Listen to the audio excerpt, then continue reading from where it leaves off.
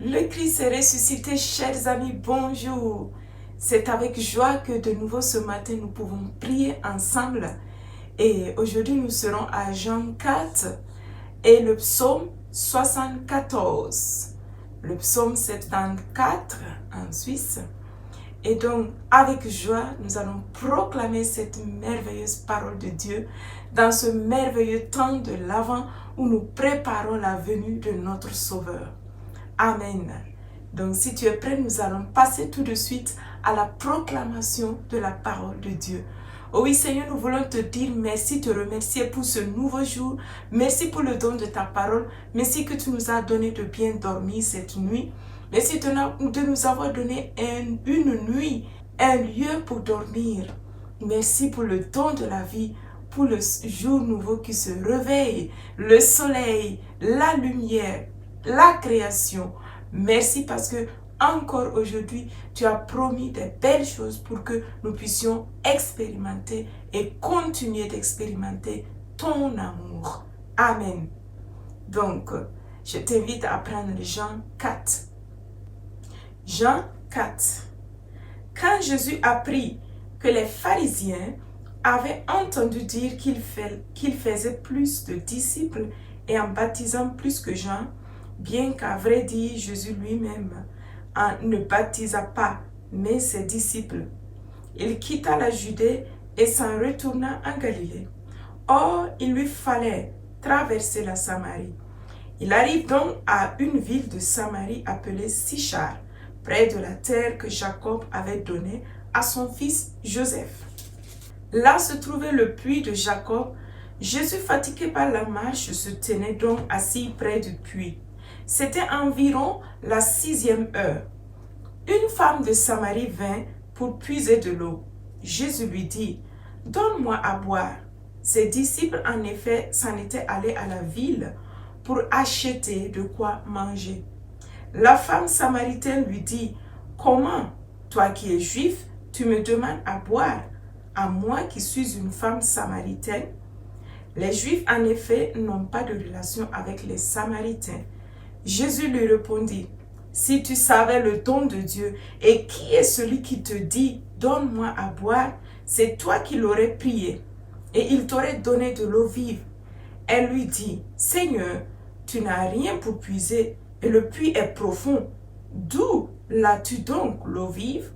Serais-tu plus grand que notre père Jacob qui nous a donné ce puits et y a bu lui-même, ainsi que ses fils et ses bêtes? » Jésus lui répondit, « Quiconque boit de cette eau aura soif à nouveau, mais qui boira de l'eau que je lui donnerai n'aura plus jamais soif. L'eau que je lui donnerai deviendrait en lui source d'eau jaillissant en vie éternelle. » La femme lui dit, « Seigneur, donne-moi cette eau, afin que je n'ai plus soif et ne vienne plus ici pour puiser. » Il lui dit, « Va, appelle ton mari et reviens ici. » La femme lui répondit, « Je n'ai pas de mari. » Jésus lui dit, « Tu as bien fait de dire, je n'ai pas de mari, car tu as eu 5 maris, et celui que tu as maintenant n'est pas ton mari. En cela, tu dis vrai. » La femme lui dit, « Seigneur, je vois que tu es un prophète. Nos pères ont adoré sur cette montagne, et vous, vous dites, c'est à Jérusalem qu'est le lieu où il faut adorer. » Jésus lui dit, « Crois-moi, femme, l'heure vient où ce n'est ni sur cette montagne, ni à Jérusalem que vous adorerez le Père. Vous, vous adorez ce que vous ne connaissez pas. Nous, nous adorons ce que nous connaissons, car le salut vient des Juifs. Mais l'heure vient, et c'est maintenant, où les véritables adorateurs adoreront le Père en esprit et en vérité. Car tels sont les adorateurs que cherche le Père. Dieu est esprit, et ceux qui adorent, c'est en esprit et en vérité qu'ils doivent adorer. » La femme lui dit, « Je sais que le Messie doit venir, celui qu'on appelle le Christ. Quand il viendra, il nous expliquera tout. » Jésus lui dit, « Je le suis, moi qui te parle. » Là-dessus arrivèrent ses disciples, et ils s'étonnaient qu'il parlât à une femme. Pourtant, pas un ne dit « Que cherches-tu » ou « De quoi lui parles-tu » La femme alors laissa sa cruche, courut à la ville et dit aux gens « Venez voir un homme qui m'a dit tout ce que j'ai fait. Ne serait-il pas le Christ ?» Il sortit de la ville et il se dirigeait vers lui.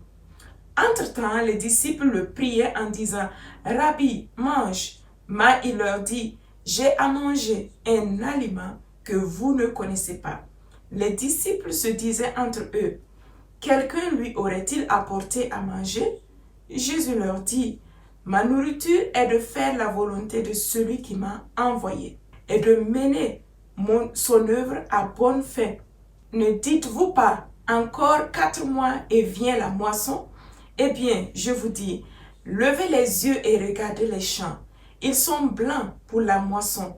Déjà, le moissonneur reçoit son salaire et récolte du fruit pour la vie éternelle, en sorte que le semeur se réjouit avec le moissonneur. Car ici se vérifie le dicton, autre est le semeur, autre le moissonneur.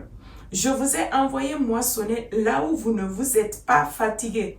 D'autres se sont fatigués et vous héritez de leur fatigue. Un bon nombre de Samaritains de cette ville crurent en lui à cause de la parole de la femme qui attestait « Il m'a dit tout ce que j'ai fait ». Quand donc ils furent arrivés près de lui, les Samaritains le prièrent de demeurer chez eux. Il y demeura 2 jours et ils furent bien plus nombreux à croire à cause de sa parole. Et il disait à la femme, « Ce n'est plus sur tes dires que nous croyons. Nous l'avons nous-mêmes entendu et nous savons que c'est vraiment lui, le Sauveur du monde. » Après ces 2 jours, il partit là pour la Galilée. Jésus avait en effet témoigné lui-même qu'un prophète n'est pas honoré dans sa propre patrie. Quand donc il vint en Galilée, les Galiléens l'accueillirent, ayant vu tout ce qu'il avait fait à Jérusalem lors de la fête, car eux aussi étaient venus à la fête. Il retourna alors à Cana de Galilée, où il avait changé l'eau en vin. Il y avait un fonctionnaire royal dont le fils était malade à Capharnaüm. Apprenant que Jésus était arrivé de Judée en Galilée, il s'en vint le trouver et il le priait de descendre guérir son fils, car il allait mourir. Jésus lui dit, « Si vous ne voyez des signes et des prodiges, vous ne croirez pas. » Le fonctionnaire royal lui dit, « Seigneur, descends avant que ne meure mon petit enfant. » Jésus lui dit, « Va, ton fils vit. » L'homme crut à la parole que Jésus lui avait dite et il se mit en route. Déjà, il descendait quand ses serviteurs venant à sa rencontre lui dirent que son enfant était vivant. Il s'informa auprès d'eux de l'heure à laquelle il s'était trouvé mieux. Ils lui dirent, c'est hier à la 7e heure que la fièvre l'a quitté. Le père reconnut que c'était l'heure où Jésus lui avait dit, ton fils vit. Et il crut, lui avec sa maison tout entière. Ce nouveau signe, le second, Jésus le fit à son retour de Judée en Galilée. Amen. Merci Seigneur pour ta parole. Elle est très puissante et vivante. Le verset qui m'a touché tout de suite, du verset 49 au verset 51. Le fonctionnaire royal lui dit, « Seigneur, descends avant que ne meure mon petit enfant. » Jésus lui dit, « Va, ton fils vit. » L'homme crut à la parole que Jésus lui avait dite et il se mit en route. Déjà, il descendait quand ses serviteurs venant à sa rencontre lui dirent que son enfant était vivant. Il s'informa auprès d'eux de l'heure à laquelle il s'était trouvé mieux. Ils lui dirent, c'est hier à la 7e heure que la fièvre l'a quitté. Le père reconnut que c'était l'heure où Jésus lui avait dit. Amen. Merci Seigneur de me donner de croire en ta parole. Seigneur, toi tu me parles. Tu es le même Dieu hier, aujourd'hui, maintenant et tu le seras pour toujours. Et c'est toi qui continues de me parler d'une manière concrète à travers ta parole. Donne-moi de savoir écouter la parole comme ce chef royal a su écouter et croire en ta parole, Seigneur. Seigneur, je veux croire que tout ce que tu me dis dans cette parole est pour moi et se réalise dans ma vie. Je veux croire et proclamer que tu as dit que tu es toujours avec moi et je ne suis jamais seul. Que tu me défends de la main de l'ennemi, que tu prends soin de moi, que rien ne me manquera jamais et que tu m'aimes d'un amour incomparable, que je suis précieuse à tes yeux, que tu es venu pour me sauver et me libérer de toute entrave de l'ennemi, que j'ai un Père céleste au ciel qui m'aime, qui est toujours là avec moi et qui veille sur moi, que je n'ai rien à craindre, ni les ténèbres, ni du futur, ni de ce qui va se passer, mais que je dois seulement mettre ma confiance en toi, vivre dans la liberté, dans la paix et dans la joie. Seigneur, merci pour ces belles et merveilleuses paroles que tu me donnes. Je veux m'agrapper à ta parole, ô Seigneur. Tu me dis de ne rien craindre. Tu as dit, si je proclame avec foi et confiance que tu es le Sauveur et le Seigneur, je serai sauvé, moi et ma famille et tout mon entourage. Merci Seigneur parce que je crois en cette parole et je proclame que tu es mon Seigneur, tu es mon Sauveur et je suis sauvé en ton nom. Seigneur, la situation n'a pas la dernière parole, mais toi tu as toujours la dernière parole. Voilà pourquoi je m'aggrappe à tes promesses merveilleuses. Je veux croire en ta parole comme ce chef royal a cru lorsque tu lui as dit, va, ton fils vit. Il a cru et il est parti et ainsi il a vu son fils vivre, guérir, ressusciter. Seigneur, aujourd'hui j'accueille moi aussi cette parole pour ma vie. J'accueille cette parole de vie que tu me donnes. Tu me dis aujourd'hui, va et vis en mon nom. Je veux vivre en ton nom. Je veux aller et vivre victorieuse, Seigneur, dans ce monde. En ton nom, Seigneur, je suis plus que vainqueur. Je vais et je vaincrai la mort, les situations difficiles, les difficultés, les obstacles par la puissance de ta parole qui me dit d'y aller car je suis victorieuse. Oui Seigneur, je prends cette parole aujourd'hui et je la proclame pour mes frères et sœurs qui sont en train de me suivre. Va, mon frère, ma sœur, et vis au nom de Jésus. Amen. Et maintenant, nous allons passer au psaume, le psaume 74. Et si tu peux faire ta prière maintenant et à peine tu finis ta prière, nous continuons avec le psaume 74. Donc, le psaume 74. Pourquoi, ô Dieu, rejeté jusqu'à la fin, fumais de colère contre le troupeau de ton bercail? Rappelle-toi ton assemblée que tu as acquise dès l'origine, que tu rachetas tribu de ton héritage, et ce mont Sion où tu fis ta demeure. Élève tes pas vers ce chaos sans fin.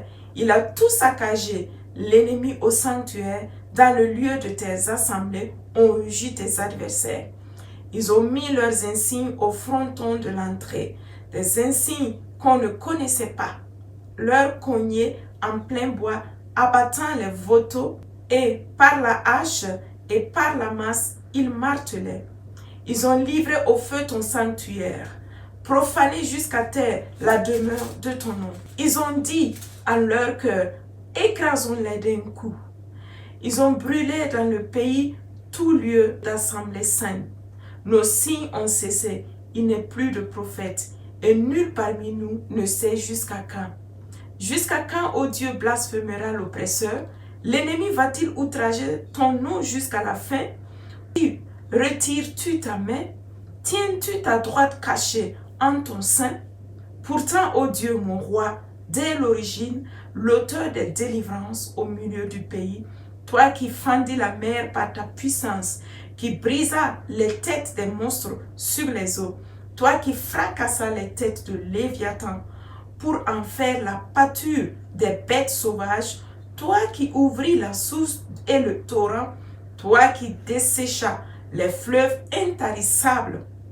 À toi le jour et à toi la nuit, toi qui agenças la lumière et le soleil, toi qui posas toutes les limites de la terre, l'été et l'hiver, c'est toi qui les formas.